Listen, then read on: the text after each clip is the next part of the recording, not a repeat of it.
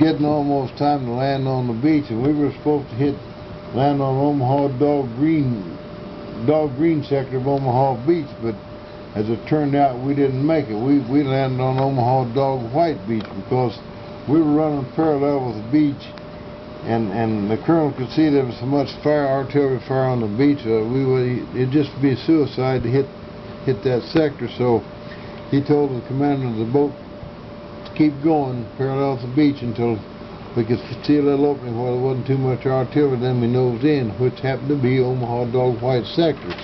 Well, the colonel's boat got stuck on a water obstacle. Man, those water obstacles were something else. They were sticking up in the air way above the boat, and on each one of the obstacles was a anti-tank mine or 88 mine or something, and they were swinging back and forth. Your boat would hit them while they would go off, and there you go. They would just get the guys in the boat. Well, the colonel's boat got stuck on this water obstacle, and our boat was behind him. Well, we kind of swung to the right a little bit, and you know, by golly, we got stuck on one too. And I looked up there, this big old anti-tank mine just swinging. Well, our driver or operator of the boat, he knew what he was doing, because this is his third or fourth landing he'd made. So we waited till a big wave came in, and boy, he gunned that boat, and we shot off that obstacle and right in the beach. And I don't suppose the water was 1.5 feet deep. We just stepped right out, practically on the beach. And the colonel's boat, he came in second. We were the first on the beach. Well, I was the fourth man off that beach. I mean, off the boat on the beach, and the third man was the radio man. Well, he got hit right at the edge of water, and we stepped over him. A special pack on my back. I carried 72 pounds on my back when we landed. I had a special pack with 12 bazooka rounds in it that I carried on top of my own pack, and that was just a little bit heavy. So we got in behind this seawall, which was, I would say, about 4 feet high. Man, I was seasick and wanted a cigarette and wanted to drink out of my canteen. My buddy was laying there beside me. He wasn't much better off than I was. Only I don't think he was as sick as I was, and we was laying there on our side, and of course the 88s and mortars were landing in between us and the water, which is only about probably 175 feet back to water, 150 feet.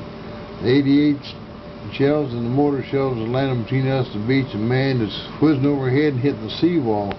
Well, my buddy's laying there on his side, and his pistol was up on the top side, and a piece of 88 shot when just cut the flap off his pistol just slick as a button. And I looked down and said, "Art," I said, "Your flap's off your pistol." And he looked down and said, "Ooh, I'll be all gone." And that's all he ever said about that. And then from there, why, old General Cody, he came trotting down the beach behind us. He was looking for our colonel, and he asked us, he said, Where's your officer, your commanding officer?" And we pointed to the right. Said, "Down there." Old General Cody went on down and said, "Lead the way, Rangers." Well, that was it, boy. Shortly after that, just a few minutes after that, and the colonel gave the orders to go over the seawall. We went over the seawall, and boy, I'll tell you, right there was a big row of concertina wire. The first thing we had to do was one of our boys slipped the Bangalore torpedo under that and blew the hole through that wire, and we filtered through that one little hole. Way up top of this hill, which had been set on fire by our battleships, and of course it was smoking, and we couldn't see hardly where we were going till we got right to the top of the hill, the edge of this grain field. Well, got the edge of that grain field. That's an altogether different story. There's where we seen our first Germans. They were dug in this grain field just at random here, there, and yonder, and they jumped up, and as we started across the grain field, these Germans jumped up there just like a bunch of jumping jacks with their big bayonets on the end of the rifles pointed at you, and we were waiting on them. Wasn't too many of them jumped up too high. More and got through the grain field, and we got into a minefield trying to get to the hard-top road. Well, we had to backtrack out of the minefield and go on down the edge of this grain field and up a little hedgerow to the hard top road. And I'll tell you, the snipers, oh man, they were taking beat on us then. Top it off with, they started shooting the screaming memes or the nebel werfers, and those things weren't, well, they were just a demoralizer really, and man, they'd make the darndest noise, and they'd come screaming over your head and made such a loud noise you didn't know which way to run. And I worked our way up to the little town of Vierville-sur-Mer. On the hard top road, and we could either go to our right or to our left, and just across on the crossroad there at Vierville-sur-Mer was a big church and a cemetery right in the churchyard, and right there is where we got our first sniper.